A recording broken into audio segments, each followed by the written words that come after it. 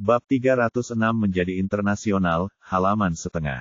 Tampaknya memperhatikan sorot mata Li Xiumei dan putranya, Jiang Yan melirik ke arah mereka tanpa sadar, matanya menjadi dingin, dia tidak bisa menahan diri untuk tidak mengepalkan tinjunya, dan diam-diam berdoa dalam hatinya agar pemenang pertama adalah He Ji, kejam sekali. Bunuh kesombongan ibu dan anak keluarga Tang ini. Saya umumkan bahwa juara pertama dalam kompetisi perhiasan ini adalah kalung giok dari Tang Jewelry. Setelah pembawa acara selesai berbicara dengan kepala terangkat tinggi, terdengar ledakan seru, dan kemudian tepuk tangan hangat tiba-tiba bergema di seluruh penonton. Bagus sekali, suami. Li Xiumei langsung berteriak sambil memeluk suaminya dan menciumnya dengan keras. Putranya pun menari riang bahkan menampilkan tarian jazz dadakan yang menimbulkan teriakan dari sekeliling. Tang Guangmin tampak relatif tenang, seolah-olah dia sudah mengetahuinya, dan berkata sambil tersenyum, normal. Meskipun Shen Yuxuan dan Lin Yu sudah siap secara mental untuk ini, mereka masih agak sulit menerimanya setelahnya mendengar hasilnya. Mereka tidak menyangka meskipun itu menarik perhatian Yi Lao, tetapi tidak berhasil. Jiang Yan dan Ye Qingmei juga terlihat kecewa, tapi mereka tetap menghibur mereka dengan lembut. Oh, Tuan Shen, saya sangat mengagumi Anda. Saya benar-benar tidak menyangka Anda akan menemukan metode seperti itu dan menggunakan merek orang lain untuk berpartisipasi dalam pameran. Teng Jun berjalan sambil tersenyum dan mengacungkan jempol, tapi apa yang bisa saya lakukan? Saya bahkan tidak bisa mendapatkan peringkat. Setelah mengatakan ini, dia tertawa terbahak-bahak, sombong seperti yang dia inginkan. Shen Yuxuan sangat marah hingga dadanya sakit, dan melihat wajah arogannya, dia ingin menamparnya dengan keras. Bos Teng, selamat telah memenangkan tempat kedua. Saat ini, Li Xiumei dan putranya juga telah berjalan mendekat. Melihat Teng Jun dan Lin Yu tidak berurusan dengan mereka, mereka langsung memujinya dan berkata, tempat pertama kami adalah juga kebetulan. Seharusnya itu milikmu.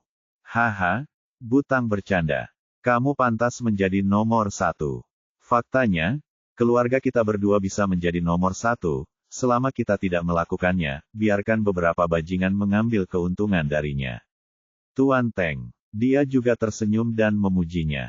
Dia juga melihat niat Li Xiumei. Jelas bahwa dia sengaja mencoba membuat marah Lin Yu, jadi dia segera bekerja sama. Ikan di perairan yang bermasalah. Ide yang sangat bagus. Tang Hongsu melirik Lin Yu dan mencibir, hal-hal yang tidak bisa diletakkan di atas meja tidak bisa diletakkan di atas meja. Tidak peduli bagaimana Anda mengemasnya, itu tetap saja tidak berguna. Lin Yu baru saja merajuk, tapi sekarang dia akhirnya bisa menjaga dirinya sendiri. Balas dendam telah kembali. Selamat. Pada saat ini, semua orang di sekitar mereka datang untuk memberi selamat kepada Teng Jun dan Li Xiumei. Pada saat yang sama, karena penolakan, mereka tidak lupa memutar mata dan beberapa kata sarkastik. Nyonya Tang, sindrom Tang Anda kali ini semakin berkembang dan meraih juara pertama. Diperkirakan kerjasama dengan Delvol juga akan selesai. Ya, ini juga mengumumkan bahwa sindrom Tang akan resmi go internasional. Sungguh iri, saya harap Anda terus menambah kejayaan toko perhiasan dan batu giok Tiongkok kami. Sekelompok orang merasa iri ketika berbicara tentang kerjasama mereka dengan Devil. Haha, tidak, kami hanya beruntung. Terima kasih kepada rekan-rekan semua atas bantuanmu. Meskipun Li Xiumei mengatakannya dengan sopan, senyumannya hampir mencapai bagian belakang kepalanya. Ayo pergi. Wajah Jiang Yan menjadi sedikit pucat, dan dia tidak bisa melihat kesombongan Li Xiumei dan yang lainnya. Tunggu semuanya. Harap tunggu. Hasil seleksi kita belum selesai. Akhirnya yang ingin kami umumkan adalah produk spesial dari pameran ini. Tadi dia mengira setelah juara pertama diumumkan, hasil kemenangan akan dibacakan, namun barusan staf tiba-tiba datang mengingatkannya bahwa ada hadiah spesial di halaman terakhir yang belum diumumkan. Produk spesial. Semua orang sangat terkejut setelah mendengar ini, dan buru-buru menoleh untuk melihat meja juri. Saya mengumumkan bahwa produk khusus dari pameran ini adalah Jade Guanyin karya He Ji Feng Yuanxiang. Suara bernada tinggi pembawa acara terdengar di tempat tersebut, dan seluruh tempat tiba-tiba menjadi sunyi. Sekelompok orang yang sebelumnya mengejek Lin Yu dan yang lainnya tiba-tiba wajahnya pucat. Sialan, Jiarong, apa aku mendengarnya kan? Sen Yuxuan terkejut dan menatap Lin Yu dengan tidak percaya. Benarkah, apakah itu kita? Sepertinya begitu. Terkejut, dia tersenyum dan mengangguk. Hebat. Sen Yuxuan tiba-tiba melompat, memeluk leher Lin Yu, dan menggantung di tubuh Lin Yu, terkikik kegirangan. Jiang Yan dan Ye Qingmei juga bersemangat, berseri-seri karena gembira dan terkejut. Penghargaan macam apa ini? Sepertinya belum pernah ada sebelumnya kan? Tanda tanya petik 2. Hanya, kapan ada produk khusus? Siapa yang mengubah aturan secara acak? Dan bertanya dengan keras. Tuan rumah tidak menjelaskan dengan jelas tadi. Faktanya, hadiah khusus ini tidak ada hubungannya dengan pameran dan kompetisi kita. Ini adalah penghargaan yang dikeluarkan bersama oleh Jewelry and Jade, Pusat Manajemen Kementerian Pertanahan dan Sumber Daya dan Asosiasi Industri Perhiasan dan Perhiasan Giok Tiongkok. Untuk memuji Heji Feng Yuanxiang karena menyumbangkan batu giok yang begitu indah untuk pameran kami.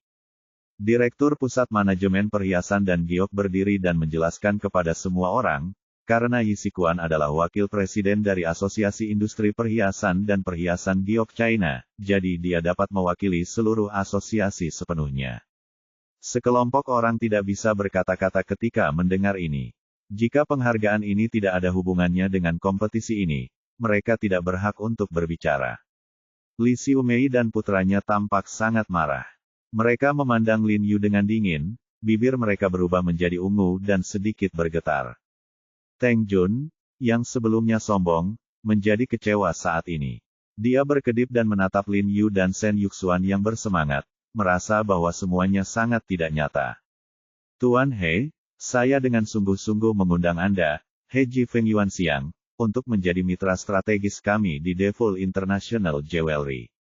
Dan Sen Yuxuan berkata dalam bahasa Mandarin yang fasih, sebenarnya, mitra yang saya pertimbangkan untuk kerja sama pada awalnya adalah Tang Jewelry, tapi kemudian saya memikirkannya. Dibandingkan dengan kalung dan cincin dengan bentuk tunggal dan sederhana, orang asing lebih memilih ukiran yang bagus. Giok Guanyin yang elegan dan ornamen lainnya, dan Yi Lao berkata bahwa keahlian perusahaan Anda mewakili puncak industri ukiran batu giok Tiongkok, jadi menurut saya Anda lebih cocok menjadi mitra kami daripada mitra Tang.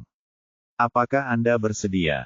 Tentu saja, Lin Yu dan Sen Yuxuan tampak sangat gembira dan bersemangat, dan mengangguk setuju. Ah!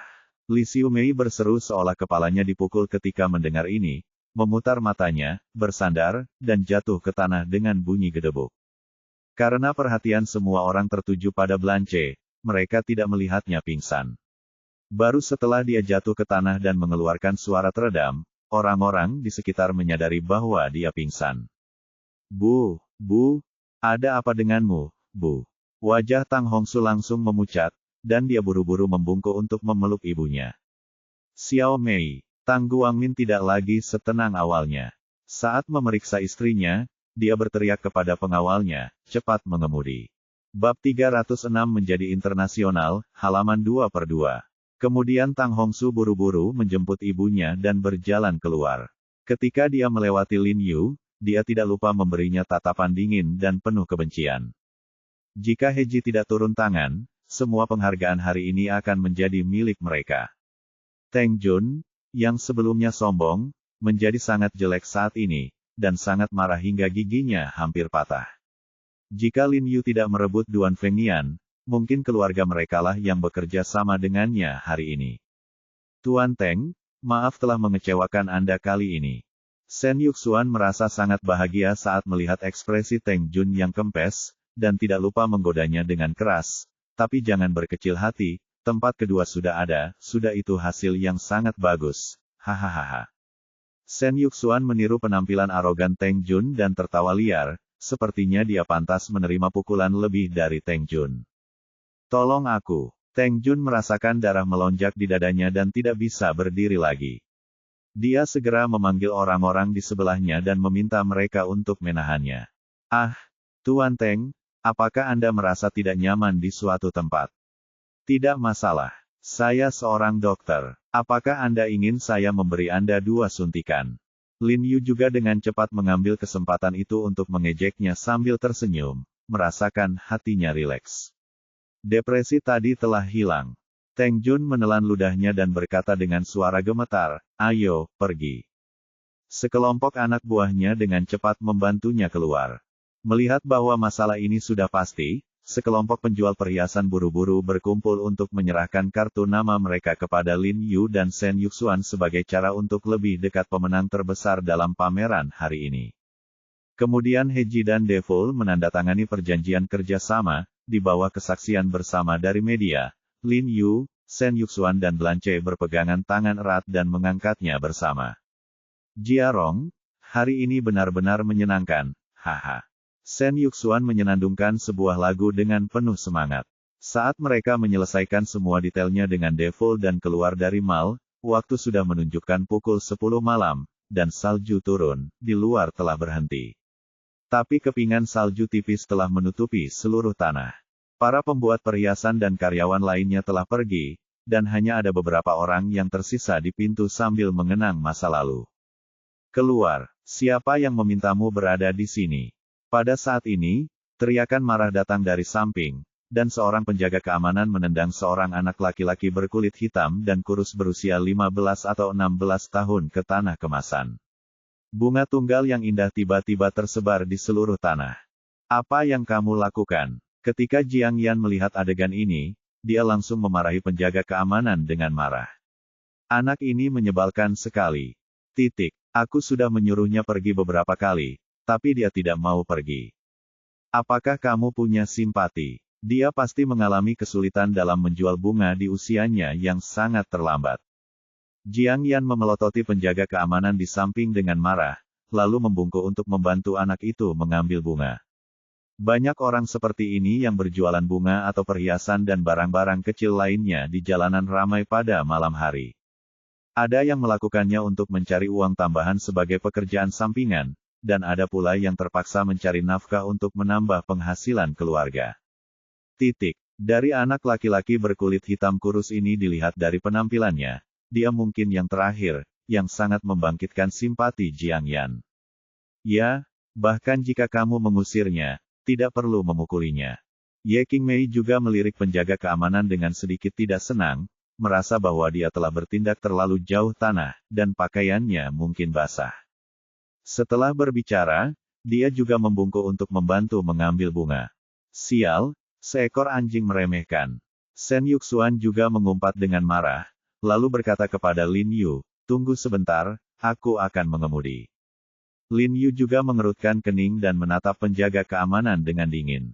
Penjaga keamanan menggaruk kepalanya dan bersembunyi dengan takut-takut ke samping, tidak berani berbicara. Dia tahu bahwa orang-orang yang datang hari ini adalah orang kaya atau bangsawan, dan dia tidak boleh menyinggung perasaan mereka. Terima kasih 2 saudara perempuan." Bocah kulit hitam kurus itu berterima kasih kepada Jiang Yan dan Ye Qingmei dengan suara yang sangat terharu. Setelah semua orang membantunya mengambil bunga, anak kecil itu terus mengucapkan terima kasih, "Kakak, bunga ini untukmu." Setelah mengatakan itu, dia tiba-tiba mengambil sekuntum bunga dan menusukkannya ke arah Jiang Yan. Ya, isyaratnya bukan tangan, tapi menyodok. Bagian atas bunganya langsung menuju ke perut Jiang Yan. Ekspresi Lin Yu tiba-tiba berubah, dan dia berteriak dengan mendesak, "Hati-hati. Bab 307 Siapa yang berani menghentikanku?" Meskipun Lin Yu tidak melihat ada yang salah dengan bunga di tangan anak kecil itu, gerakan anak kecil itu yang menyodok bunga ke arahnya terlalu cepat dan profesional. Gerakan seperti ini tidak akan pernah dilakukan kecuali seseorang dengan pelatihan khusus. Begitu dia selesai berbicara, Lin Yu sudah berhenti di depan Jiang Yan dengan kecepatan kilat, dan meraih tangan anak laki-laki kulit hitam kurus itu. "Saudaraku, ada apa?" Bocah kulit hitam kurus itu tampak sedikit terkejut. "Apa itu di tanganmu?" Lin Yu memutar pergelangan tangannya, dan anak laki-laki itu berteriak, tangannya tanpa sadar melepaskannya. Lin Yu menangkap bunga itu dengan tangannya yang lain, meremasnya dengan kuat, dan menarik bunga itu hancur berkeping-keping, lalu dia terlihat kaget, ternyata itu hanya sekuntum bunga. Tidak ada apapun di dalam. Tapi teknik anak laki-laki tadi sungguh mengesankan. Ini seperti memegang belati. Jiarong, apa yang kamu lakukan? Kamu membuat keributan. Jiang Yan dikejutkan olehnya dan berkata dengan cemberut. Pada saat ini, perhatian mereka terfokus pada anak laki-laki itu, dan mereka tidak menyadari bahwa wajah penjaga keamanan yang pemalu di sebelah mereka tiba-tiba menjadi garang. Cahaya dingin muncul di matanya, dan dia dengan cepat mengeluarkan pistol dengan peredam dari pelukannya dan mengarahkannya ke sana. Dia menangkap Lin Yu dan menarik pelatuknya tanpa ragu-ragu. Lin Yu begitu fokus sehingga dia tidak menyadari pemandangan ini sama sekali, tetapi Ye Qingmei di sebelahnya melihatnya. Ekspresinya tiba-tiba berubah, dan dia bergegas ke Lin Yu dengan langkah cepat. Ada suara pop yang teredam, suara peluru menembus daging, dan darah memercik ke salju putih di tanah seperti bunga plum. Itu menyilaukan dan menarik perhatian. Jejak rasa sakit melintas di wajahnya, tapi matanya sangat puas. Fu Cerji mengeluarkan suara, dan tubuhnya jatuh dengan ringan ke tanah. Senior, Lin Yu merasa ngeri, meraung, dan mengulurkan tangannya untuk memeluknya.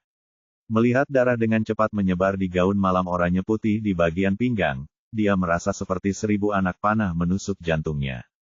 Ekspresi penjaga keamanan yang baru saja menembak berubah. Dia tidak menyangka akan meleset, dan dia menarik pelatuknya dengan rapi lagi, tapi kali ini Lin Yu tidak memberinya kesempatan untuk menembak. Kecepatannya tidak melambat sama sekali. Dia melompat ke arah penjaga keamanan seperti kilat dan menendang perutnya. Penjaga keamanan menghantam pilar batu di belakang seperti peluru meriam yang ditembakkan. Mungkin karena benturan itu pinggangnya mati rasa, sehingga ia tidak merasakan sakit sama sekali. Ia langsung bergerak untuk mengambil pistol yang jatuh ke tanah, namun ia tidak bisa bangun, dan terdengar suara samar di punggungnya. Merasa aneh, dia mengulurkan tangannya dan menyentuhnya. Tangannya berlumuran darah basah, dan ada juga tonjolan yang keras. Ketika dia merasakan tonjolan keras di punggungnya, ekspresinya tiba-tiba berubah. Tulang punggungnya ditendang menjadi 2 oleh Lin Yu, dan dia meledak keluar dari tubuhnya. Tiba-tiba jantungnya bergetar, dan seteguk besar darah muncrat dari dadanya. Dia memiringkan kepalanya ke samping, tubuhnya bergetar, dan dia tidak lagi bernapas sedikitpun. Kerumunan di sekitar langsung berteriak dan lari ke segala arah saat melihat pemandangan tersebut. Ah! Pada saat ini, Jiang Yan tiba-tiba menjerit melengking, dan anak laki-laki berkulit hitam kurus itu tiba-tiba memiliki duri militer yang cerah di tangannya, dan dia bergegas menuju Jiang Yan. Melihat duri militer hendak menusuk Jiang Yan, sebuah Lincoln hitam tiba-tiba melompat keluar dan menghempaskan bocah berkulit hitam itu dengan keras. Tubuh bocah itu membuat parabola di udara dan mendarat dengan keras di tanah, tidak ada gerakan. Shen Yuxuan menginjak rem, membuka pintu mobil dengan keras, dan buru-buru bertanya pada Jiang Yan, apakah kamu baik-baik saja? Tidak apa-apa. Jiang Yan menggelengkan kepalanya, wajahnya menjadi pucat, dan dia menatap orang-orang yang tidak bergerak di tanah di kejauhan. Anak kecil itu kemudian berbalik untuk melihat Lin Yu. Ketika dia melihat lengan Ye Qingmei yang berlumuran darah, wajahnya tiba-tiba menjadi pucat dan dia berteriak, Qingmei. Petik 2. Bertanya, menahan kesedihannya. Setelah Jiang Yan mengatakan ini, Jiang Yan dengan cepat menggelengkan kepalanya. Buka pintunya. Cepat. Lin Yu buru-buru berteriak kepada Shen Yuxuan. Shen Yuxuan bergegas mendekat dan membuka pintu belakang Lincoln.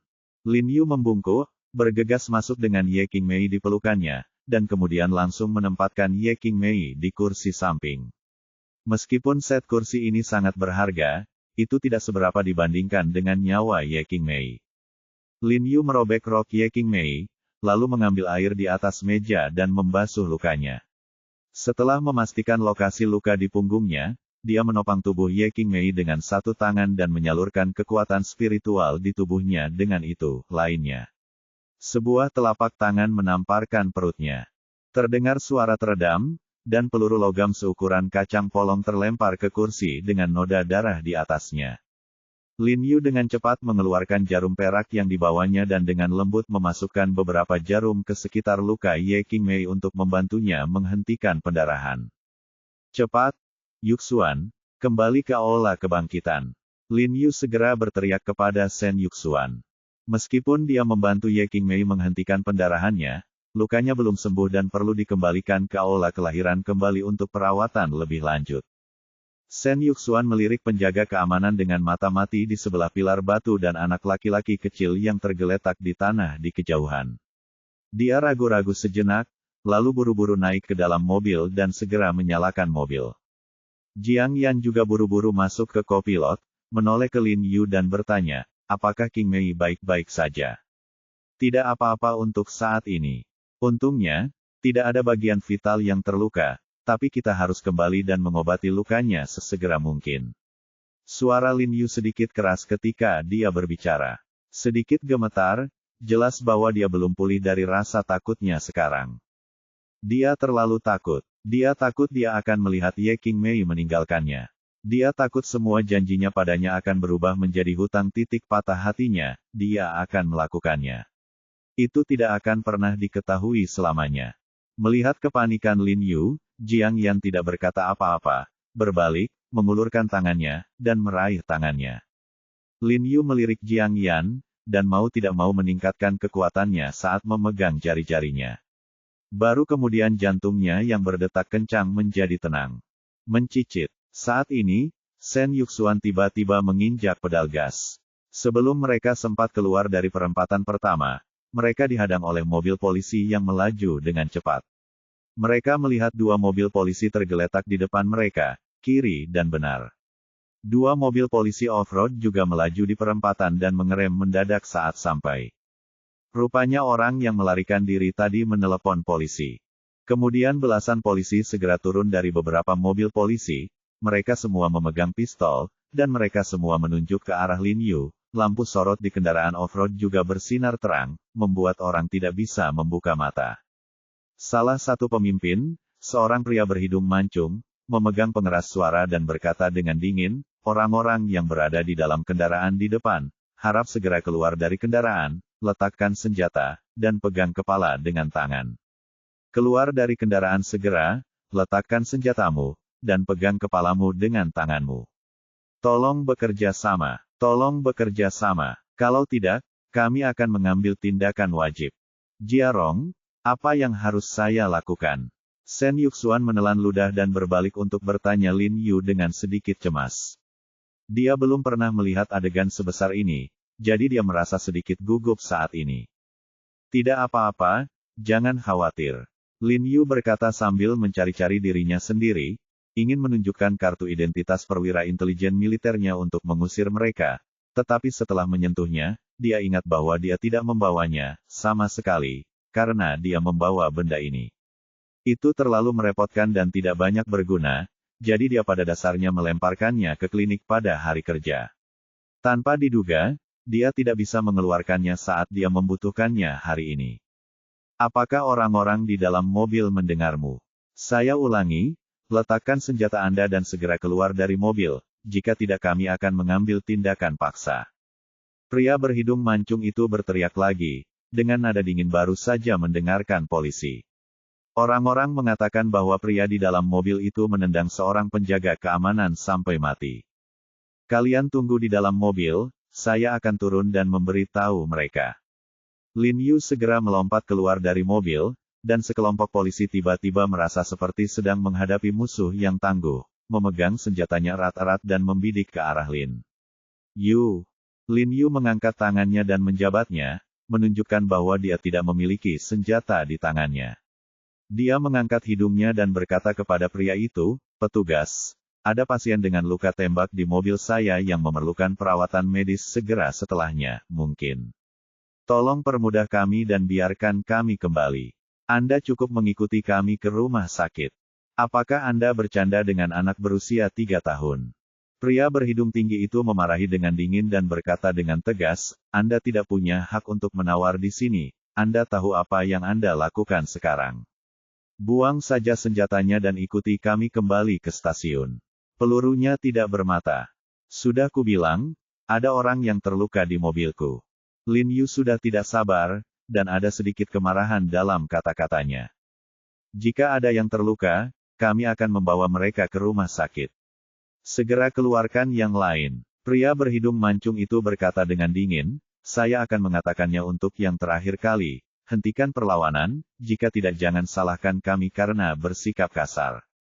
Aku akan mengatakannya terakhir. Sekali lagi, tolong segera menyingkir. Kalau tidak, jangan salahkan aku karena bersikap kasar. Suara Lin Yu sangat dingin. Dia tidak punya waktu membuang-buang waktu dengan orang-orang ini. Meskipun darah dari luka Ye Qingmei dihentikan olehnya, dia masih dalam keadaan acuh tak acuh. Bahkan dalam keadaan koma, dia masih dalam bahaya. Bagi Ye Qingmei, dia akan mempertaruhkan segalanya. Kapten, orang ini terlalu sombong, kenapa kita tidak menembaknya saja? Seorang bawahan di sebelah pria berhidung mancung itu mengerutkan kening ketika mendengar kata-kata Lin Yu dan menyarankan agar Lin Yu langsung ditembak mati. Sungguh, kalau begitu coba tembak. Begitu dia selesai berbicara, suara Lin Yu tiba-tiba muncul di telinganya. Dia terkejut, dan melihat Lin Yu tiba-tiba muncul di hadapannya karena suatu alasan. Pria dengan hidung mancung itu juga terkejut saat melihat Lin Yu. Dia tidak mengerti bagaimana seseorang yang berdiri jauh tadi berada tepat di bawah hidungnya dalam sekejap mata tangan. Kalau tidak kita akan menembak. Siapa yang tahu bahwa sebelum dia selesai berbicara, tangan Lin Yu sudah berada di lehernya dan berkata dengan dingin, pergi.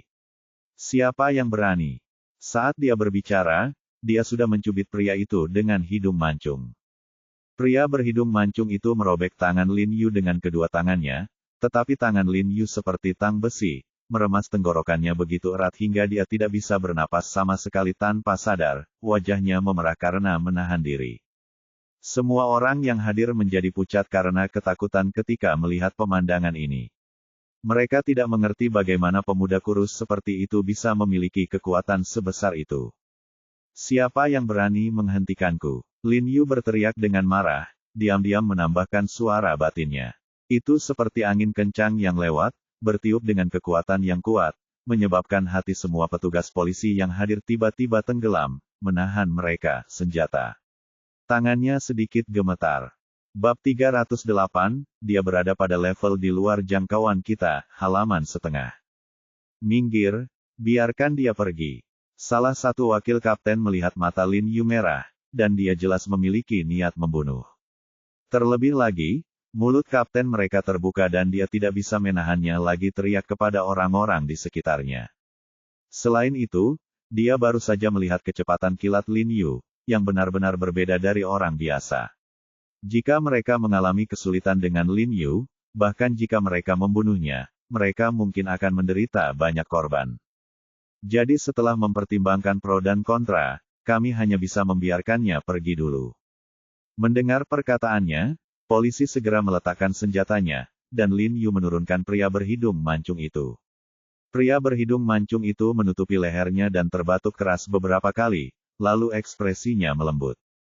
Polisi di persimpangan saat ini buru-buru naik ke mobil untuk mundur, tetapi Lin Yu mengira itu terlalu lambat dan menendang bagian depan mobil. Seluruh mobil tiba-tiba berbalik 180 derajat dan bersandar di pinggir jalan dengan wajah bingung. Dia sudah menyelesaikan putaran bahkan sebelum dia memasukkan kuncinya. Terima kasih, saya Diaola Huiseng. Anda dapat datang dan menangkap saya kapan saja. Setelah Lin Yu mengatakan itu, dia kembali ke mobil. Shen Yuxuan menginjak pedal gas, dan mobil tiba-tiba melompat keluar dan bergegas ke Aula Huiseng dengan kecepatan yang sangat cepat. Pria berhidung mancung di belakang mereka melihat mereka pergi dan segera memutar nomor, "Hei, tim SWAT, kami butuh bantuan Anda." Setelah kembali ke rumah sakit, Shen Yuxuan segera mengetuk pintu dengan keras dan buru-buru berteriak. Setelah membuat dua suara, Li Zhensheng segera mengenakan pakaiannya dan bergegas membuka pintu. "Tuan, apa yang terjadi?" Ekspresi Li Zhensheng berubah drastis saat dia melihat Ye Qingmei yang terluka. Lin Yu mendongak dan berbicara, dan dengan cepat bergegas ke kamar dengan Ye Qingmei di pelukannya, membaringkannya ke samping di tempat tidur pemeriksaan, lalu mengeluarkan salep hemostatik dan penghilang bekas luka di rumah sakit, memerasnya, dan membantu Ye Qingmei melamar, membalut lukanya. Setelah dibalut, dia ditutup dengan selimut. Setelah menyelesaikan semua ini dengan cepat, dia menghilangkan keringatnya dan duduk di tempat tidur. Jiang Yan merasa tertekan saat melihat ini, dan segera datang untuk membantu Lin Yu menyeka keringat di dahinya dengan handuk. Kemudian dia berjalan ke arah Ye Qingmei dan memeriksa dahinya. Melihat dahi Ye Qingmei panas, dia bertanya apakah dia ingin menggunakan handuk basah untuk menenangkan diri itu di dahi Ye Qingmei. Tuan, apa yang terjadi? Li Zhensheng bertanya dengan serius. Shen Yuxuan memberitahu Li Zhensheng kisah umum tentang kejadian tersebut. Setelah mendengar serangkaian kolaborasi antara penjaga keamanan dan anak kecil itu, Li Zhensheng juga ketakutan. Sialan, siapa dua orang itu? Shen Yuxuan masih sedikit takut ketika mengingat kejadian tadi. Saya harus mengatakan bahwa penjaga keamanan dan anak kecil itu terlalu berbahaya, dan plot penyiksaannya terlalu realistis. Semuanya tertipu. Beberapa organisasi pembunuh secara khusus melatih anak-anak untuk membantu mereka menyelesaikan tugasnya. Karena anak-anak masih kecil, mudah untuk mendapatkan simpati orang lain dan menurunkan kewaspadaan orang lain. Sangat mudah untuk berhasil. Petik 2. Li Zhensheng berkata dengan wajah serius. Harus dikatakan bahwa organisasi pembunuh ini terlalu kejam. Banyak anak yang baru berusia 6 atau 7 tahun, dan mereka ditangkap dan dilatih oleh mereka untuk menjadi milik mereka, senjata pembunuh. Organisasi pembunuh. Siapa yang memiliki kebencian yang begitu besar terhadap kita?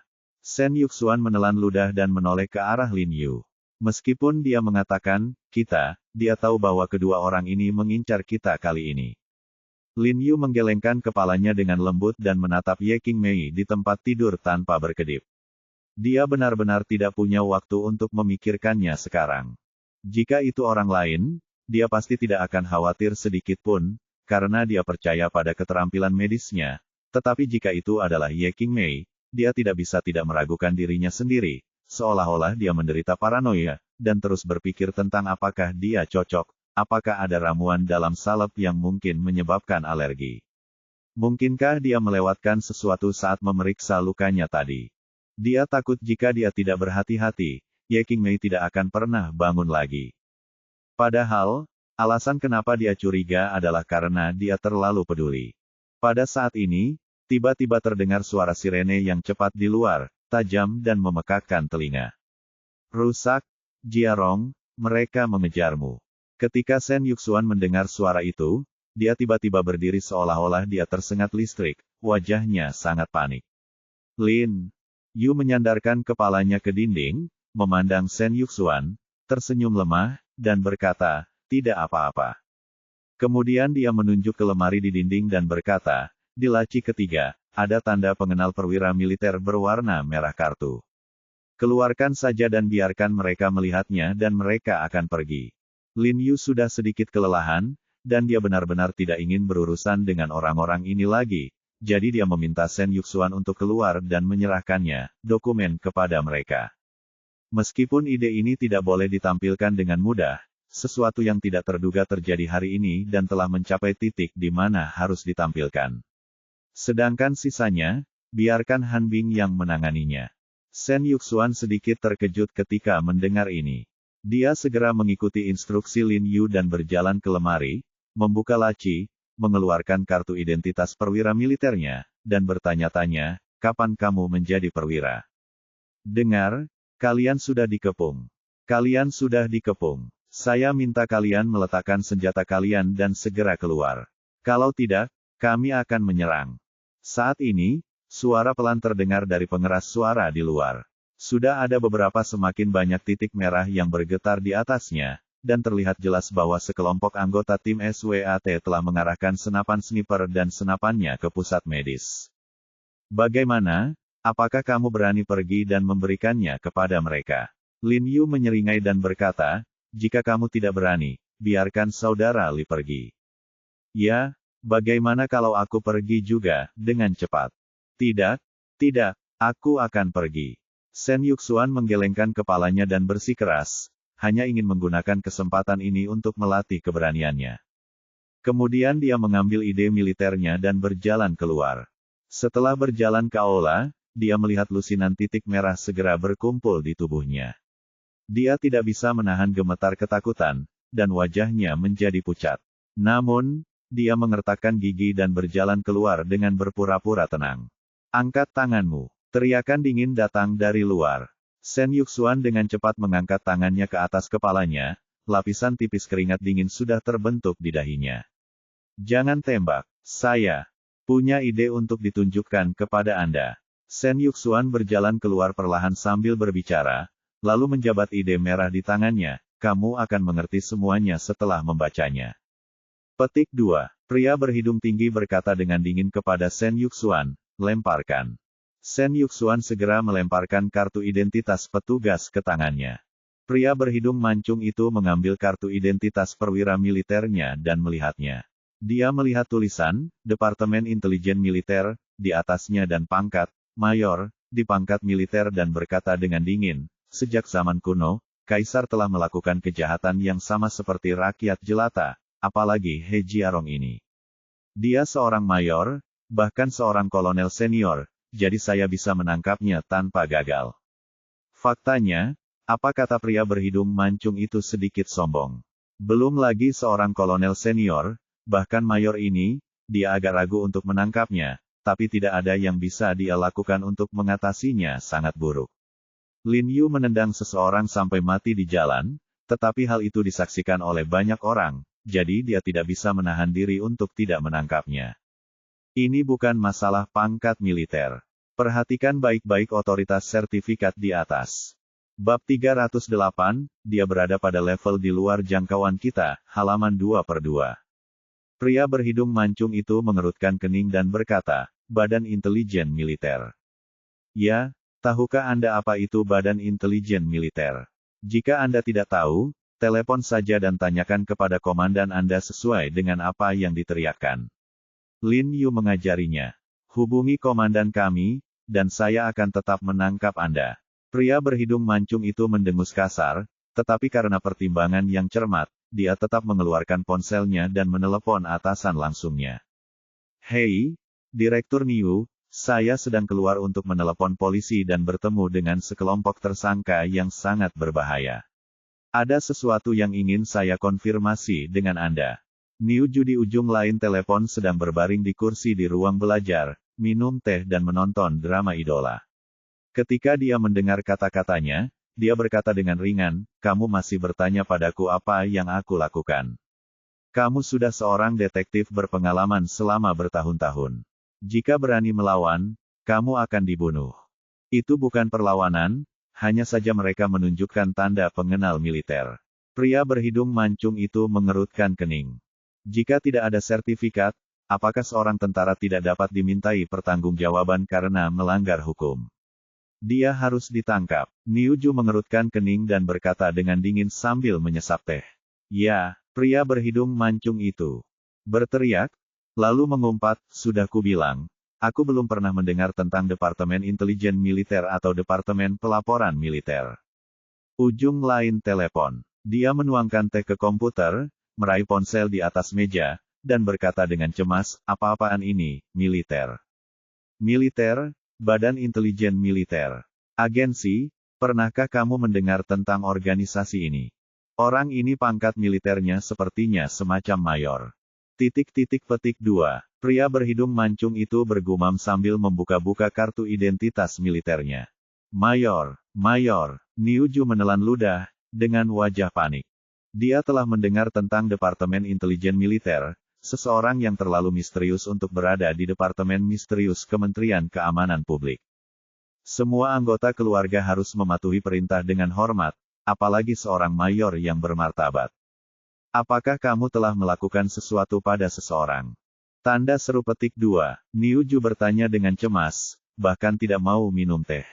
Tidak, saya belum mengambil tindakan. Pria berhidung mancung itu sedikit terkejut, tidak mengerti bagaimana sikap Niu Ju berubah begitu cepat.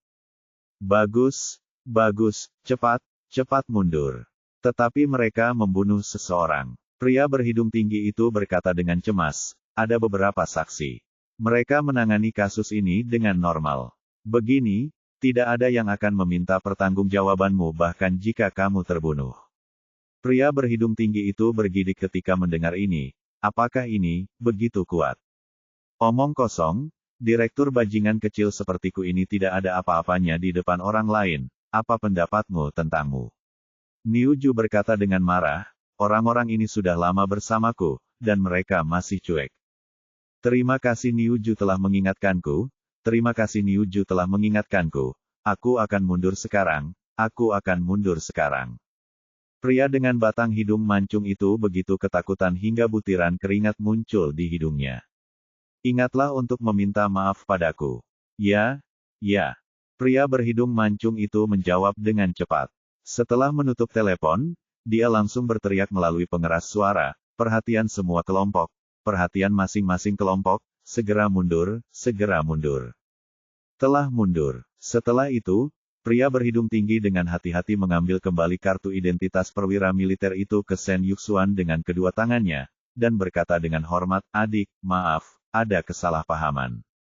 Itu hanya kesalahpahaman. Tolong kembalikan kartu identitas itu kepada Mayor He dan katakan aku minta maaf padanya karena aku ceroboh, katakan padanya untuk tidak mengingatnya, jangan pernah memasukkannya ke dalam hati. Jangan khawatir, lihat caranya kamu masuk akal, aku akan memberitahumu. Jantung Sen Yuxuan berdebar kencang, dan dia sangat bersemangat sehingga dia tidak mengharapkan buku merah kecil ini. Sangat mudah digunakan. Seorang kapten tim polisi kriminal berbicara kepadanya dengan penuh hormat, dan itu sangat memuaskan. Setelah mereka pergi, Sen Yuxuan segera berjalan kembali dengan sertifikat perwira militernya, dan berkata kepada Lin Yu dengan gembira, Jiarong, dari mana kamu mendapatkan buku kecil yang berfungsi dengan baik ini? Saya akan membuat salinannya nanti. Aku menangkapmu, aku akan ditembak. Lin Yu tersenyum dan berkata, oke, tidak ada yang terjadi di sini. Kamu bisa kembali dulu. Petik 2.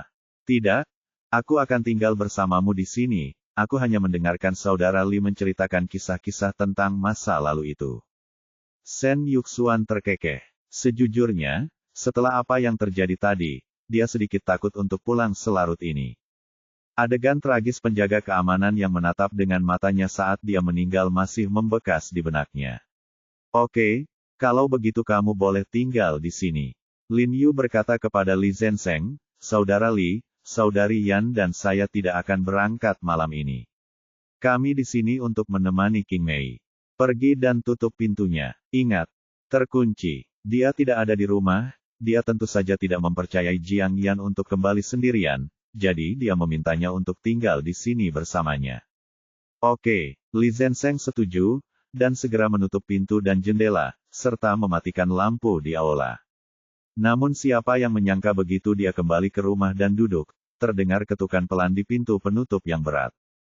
Bab 309 Masalah siapa ini? Ekspresi beberapa orang di ruangan itu tiba-tiba berubah. Dong dong dong. Ketukan pelan di pintu terdengar lagi. Aku akan membuka pintunya. Li Zenseng berkata dengan sungguh-sungguh. Aku pergi. Lin Yu berdiri dan melambaikan tangannya, lalu berjalan langsung ke aula dan bertanya dengan suara yang dalam, siapa? Han Bing. Lin Yu sedikit terkejut, cukup terkejut. Dia tidak menyangka dia akan bergegas saat dia hendak meneleponnya.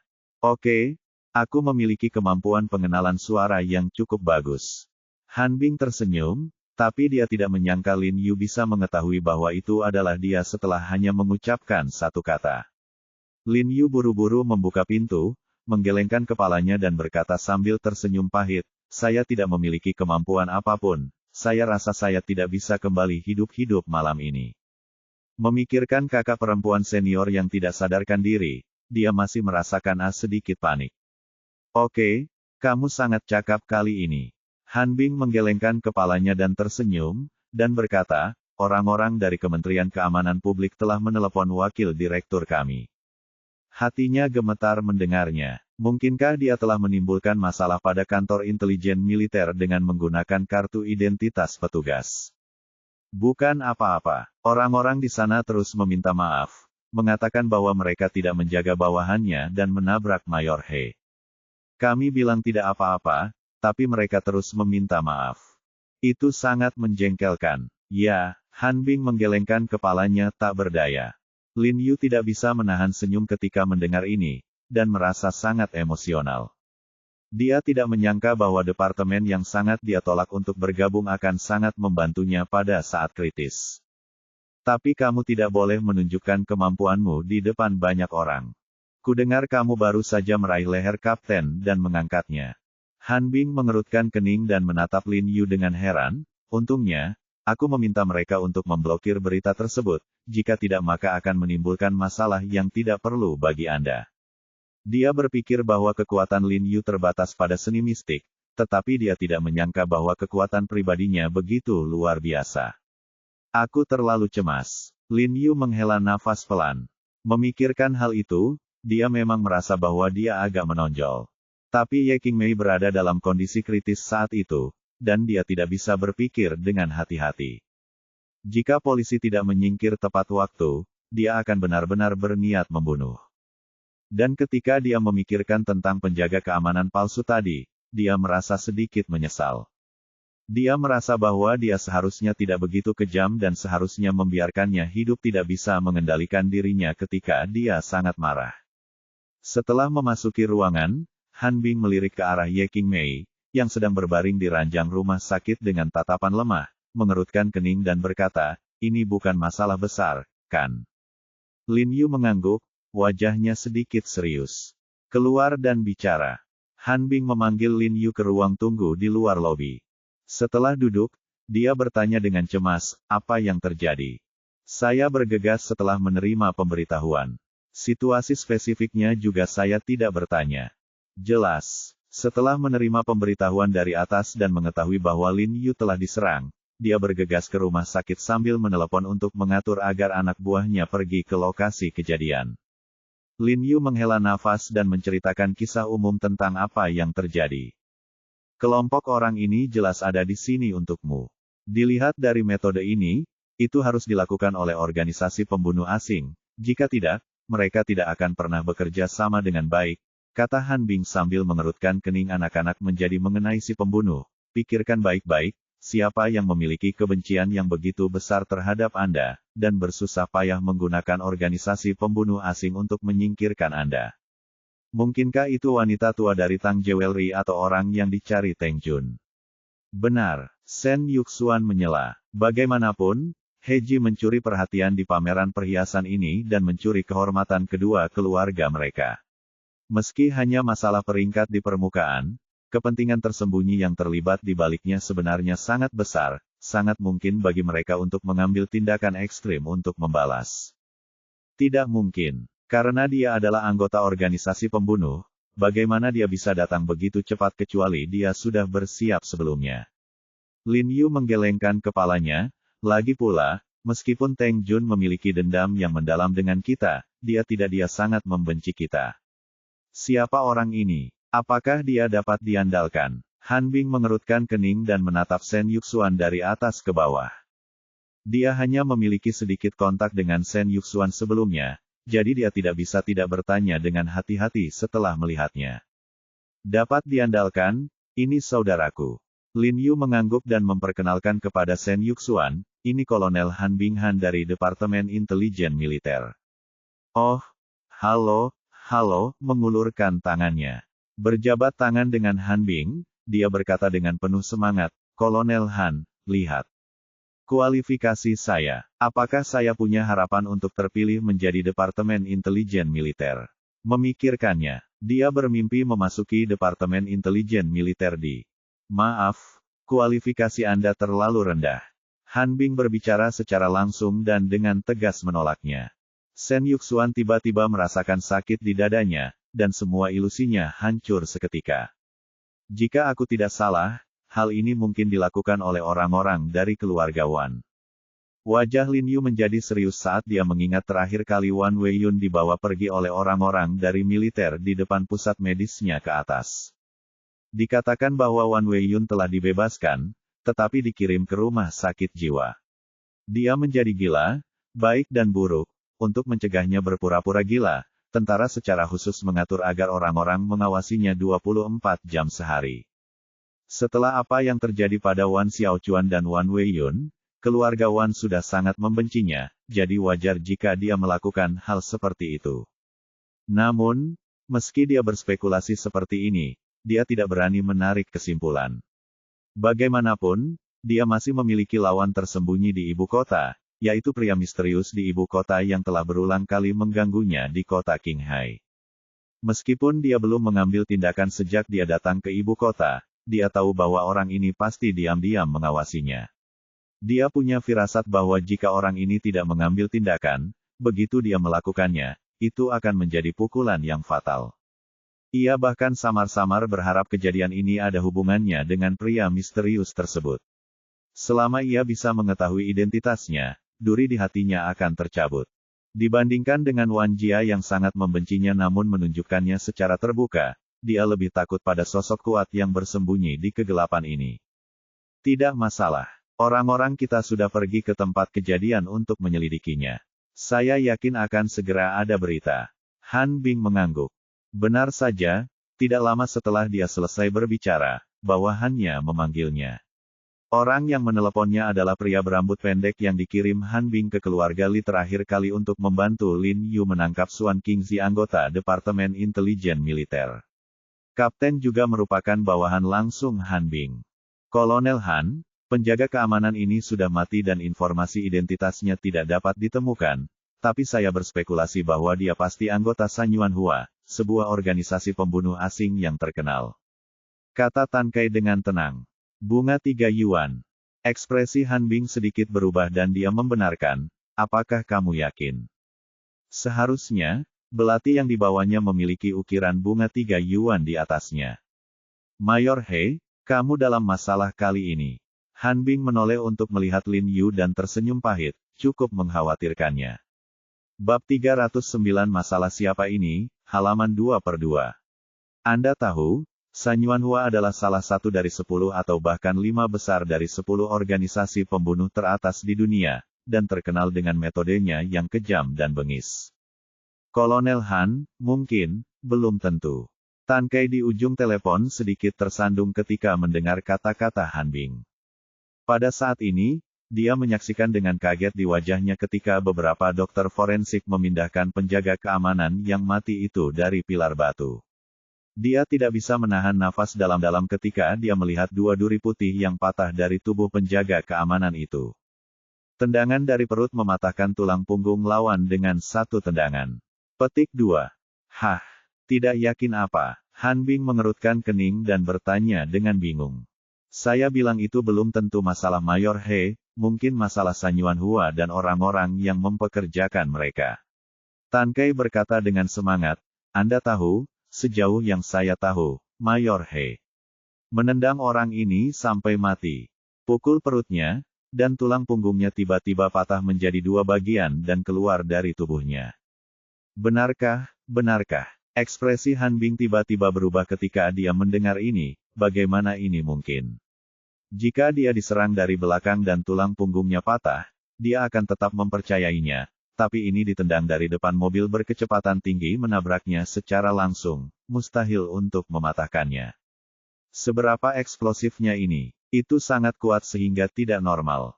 Han Bing menatap Lin Yu dengan ngeri, merasa bahwa pria kurus dan tidak berbahaya di depannya itu tidak manusiawi. Sungguh, dan dikatakan bahwa ketika Mayor He menendang tendangan ini, dia masih memeluk seseorang, yang berarti dia belum menggunakan seluruh kekuatannya.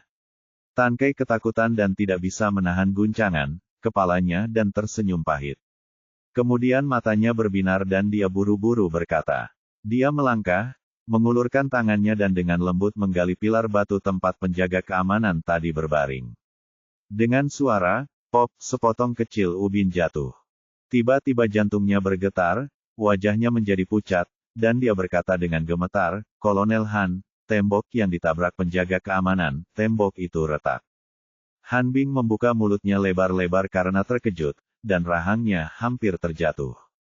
Seseorang dengan kualitas mentalnya seharusnya tidak bersikap kasar, tetapi kejadian ini sangat mengejutkannya hingga dia tidak bisa mengendalikan emosinya sama sekali.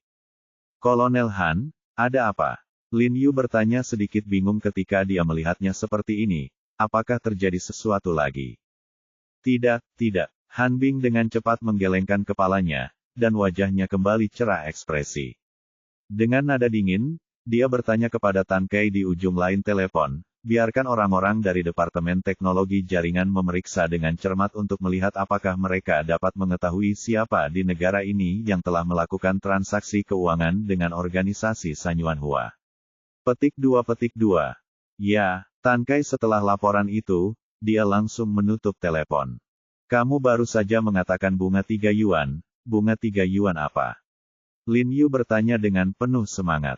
Sebuah organisasi pembunuh terkenal di Asia Tenggara, termasuk dalam 10 besar organisasi pembunuh di dunia. Han Bing menjawab dengan jujur.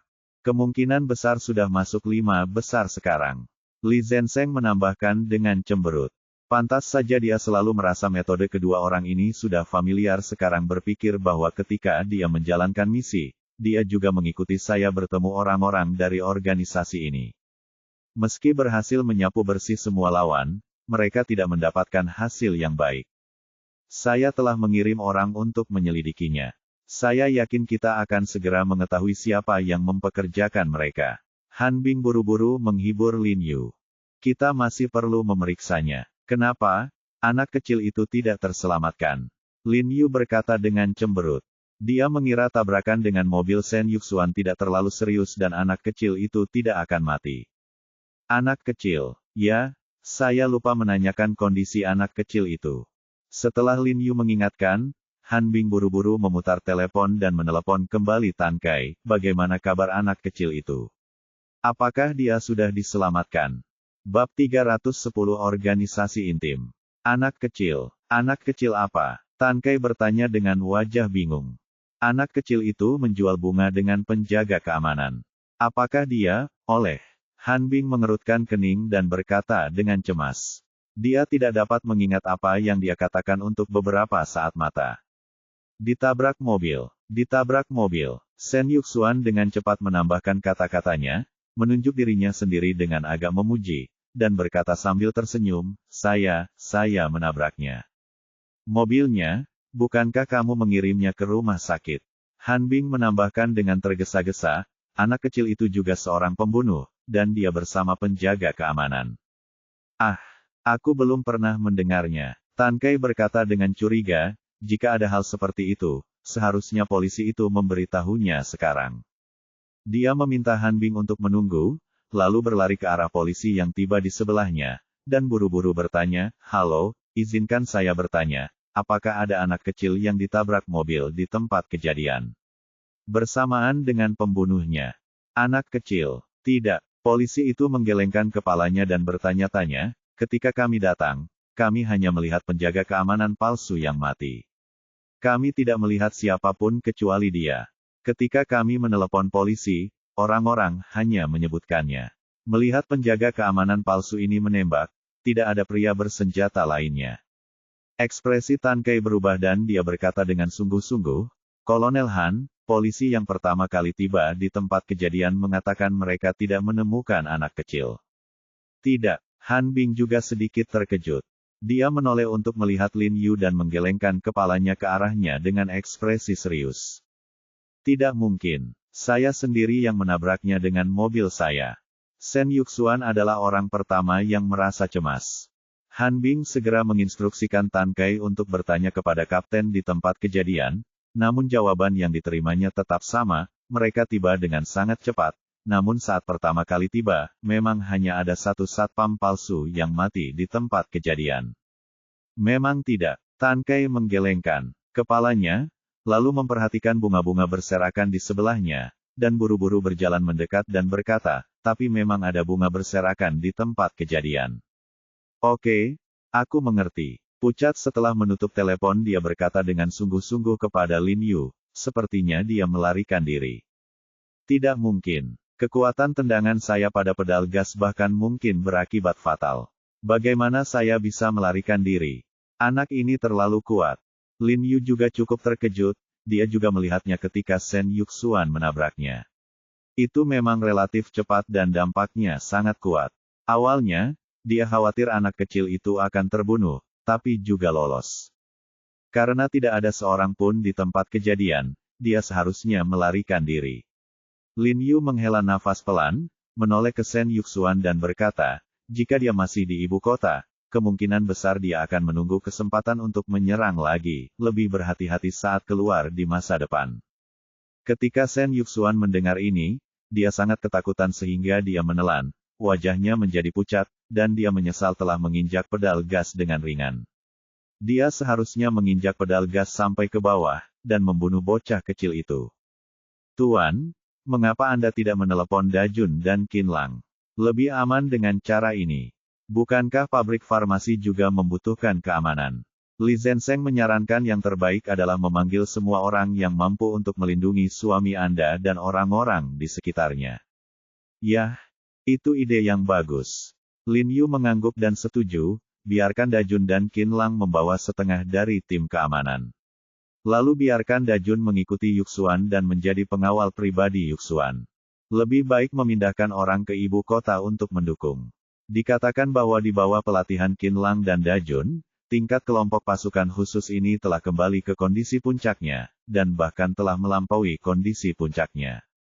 Jika saya bisa membawa sekelompok orang ini ke sini, saya akan sangat percaya diri tidak peduli bagaimana saya menantang siapapun. Saya akan segera menelepon. Li Zhensheng berjanji dan berjalan ke samping untuk menelepon.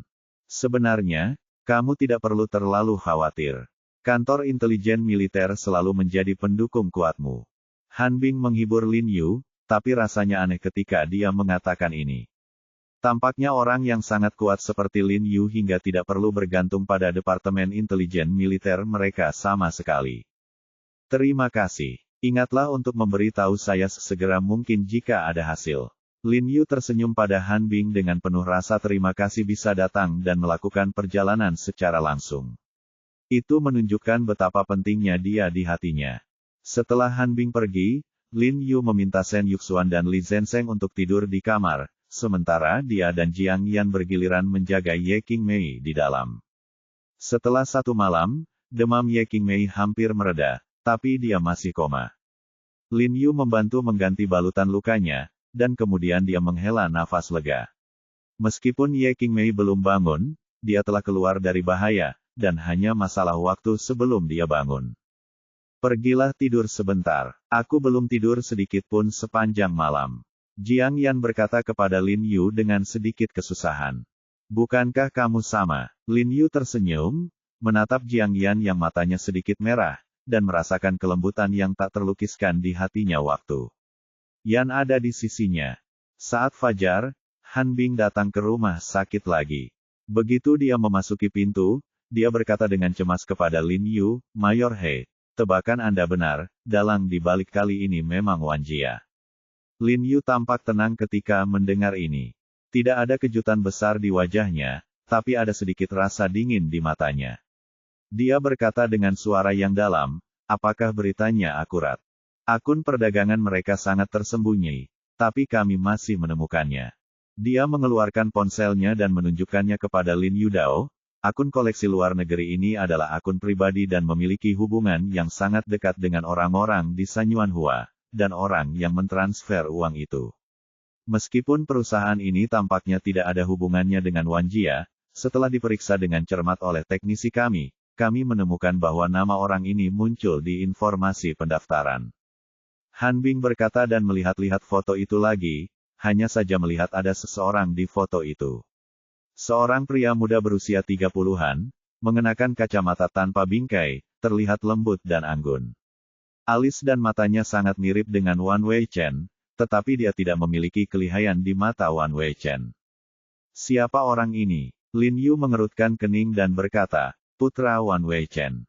Ya, ini adalah putra sulungnya Wan Xiaoyue, dan dia juga memiliki seorang putra bungsu bernama Wan Xiaofeng. Lin Yu mengerutkan kening dan mencibir, sepertinya saya harus mengunjungi Wan Weichen ini dan membantunya memperjelas posisinya. Jika Wan Weichen hanya mengincarnya, dia tidak akan begitu marah intinya terakhir di hatinya dan tidak bisa dilanggar oleh siapapun. Siapapun yang berani menyentuh intinya akan tersingkir dengan seluruh kekuatannya. Dia sudah mempunyai niat membunuh terhadap Wan Weichen. Jangan impulsif. Tenang. Identitas orang ini terlalu sensitif. Ada perintah dari atas. Kamu tidak bisa membunuhnya. Han Bing melihat niat membunuh di mata Lin Yu, dan hatinya menegang, dan dia dengan cepat menasihatinya. Bagaimanapun, keluarga Wan ada di sini. Ibu kotanya adalah keluarga besar yang terkenal. Meskipun merupakan keluarga bisnis, ia juga terkait erat dengan banyak orang di kalangan militer dan politik. Saudara perempuannya menikah dengan anggota Biro Politik Komite Sentral. Sebagai anak tertua dari keluarga Wan dan calon kepala keluarga, Wan Weichen memiliki status yang luar biasa. Jika dia meninggal, pasti akan menimbulkan keributan di ibu kota. Akan sulit untuk mengakhirinya. Apa? Apakah kamu ingin aku menelan ini? Lin Yu sedikit mengernyit, dengan sedikit nada tidak senang. Aku bisa keluar dari kantor intelijen militer jika perlu. Petik 2. Tidak baik bagimu jika keadaan menjadi serius. Jika Wan Weichen meninggal, maka kamu setara dengan menyentuh fondasi keluarga Wan. Jika keluarga Wan mencobanya dan melawanmu sampai mati, tidak peduli bagaimana caranya kuatnya kamu, sulit untuk mengatakan bahwa dia akan membunuh 1000 musuh dan kehilangan 800. Han Bing dengan cepat menambahkan, menatap Lin Yu tanpa daya, dengan nada memohon dalam nadanya. Dia tahu bahwa jika Lin Yu bertekad untuk membunuh Wan Weichen, dia dan badan intelijen militer mungkin tidak dapat menghentikannya, jadi dia hanya bisa membujuknya dengan kata-kata yang baik. Lin Yu mengepalkan tinjunya erat-erat, memikirkannya dengan hati-hati, dan kemudian menenangkan diri. Han Bing benar, jika Wan Weichen meninggal, akan sulit bagi keluarga Wan untuk melawannya sampai mati. Tidak takut pada siapapun, tapi dia harus mempertimbangkan orang-orang di sekitarnya. Seperti situasi malam ini, tidak peduli seberapa kuatnya dia masih tidak bisa menyelamatkan Jiang Yan tetapi tidak Ye Qingmei. Tapi aku tidak bisa menelan ini nafas. Lin Yu berkata dengan dingin, aku tidak harus membunuhnya, tapi aku ingin dia memiliki kenangan yang tidak akan pernah dia lupakan. Yah, ini seharusnya baik-baik saja. Han Bing tiba-tiba menjadi santai setelah mendengar ini. Dengan nada suaranya, dia mengangguk dan berkata, orang-orang di atas mengatakan bahwa selama tidak ada yang terbunuh atau lumpuh, segala sesuatunya mudah untuk ditangani. Bahkan jika Anda tidak membalas, atasan akan mendorong Anda untuk melakukannya. Kembalikan wajahmu. Bagaimanapun, ini tentang martabat kantor intelijen militer. Meskipun para pemimpin di atas memerintahkan Lin Yu untuk tidak menyakiti nyawa Wan Weichen, tetapi Wan Weichen menyentuh Lin Yu. Bahkan jika dia menyentuh Departemen Intelijen Militer tentu saja tidak bisa menelan nafas ini, dan juga berharap Lin Yu akan memberi umur panjang pada Wan Weichen. Ingat, kembalikan wajahmu. Apalagi Wan Jia berkolusi dengan pembunuh di luar negeri dan melakukan hal yang tabu, sehingga dianggap sebagai peringatan bagi mereka. Lin Yu sedikit terkejut ketika mendengar kata-kata Han Bing. Dia cukup terkejut. Dia awalnya mengira bahwa kantor intelijen militer bermaksud untuk tidak membiarkan dia mengambil tindakan, tetapi dia tidak menyangka bahwa mereka hanya memintanya untuk tidak membesar-besarkan masalah tersebut, masalah besar. Implikasinya sepertinya membuat Wan tidak masalah bagi Wei Chen untuk mematahkan lengan dan kakinya. Kolonel Han, dapatkah saya memahami bahwa ini adalah misi yang diberikan kepada saya oleh organisasi? Lin Yu sedang dalam suasana hati yang baik dan merasa sedikit bahagia. Senang rasanya bisa mengalahkan orang dengan jujur atas nama tersebut kantor intelijen militer. Yah, bisa dipahami seperti itu. Han Bing mengangguk dengan serius, tapi ini adalah misi yang sangat rahasia. Ingatlah untuk tidak mengungkapkan identitas Departemen Intelijen Militer kita. Lin Yu mengangguk riang. Dia mengatakan bahwa karena dia mendapat janji rahasia dari Badan Intelijen Militer, dia tidak merasa khawatir sama sekali. Wan Weichen akan langsung pulang setelah pertemuan pada jam 11 malam ini. Selama 1 jam antara pukul 11.30 dan pukul 12.30, semua sinyal alarm di sekitar kediamannya akan diblokir. Han Bing berpura-pura santai informasi kepadanya, jadi, Anda punya waktu 1 jam. Terima kasih. Kembalilah dan ucapkan terima kasih kepada komandan kami untuk saya. Lin Yu tampak sangat gembira, meskipun dia bahkan tidak tahu siapa orang tua di puncak intelijen militer departemen dulu. Saya tahu, tapi saya sangat berterima kasih padanya saat ini. Saya harus mengatakan bahwa organisasinya sangat perhatian. Baginya, 1 jam sudah cukup.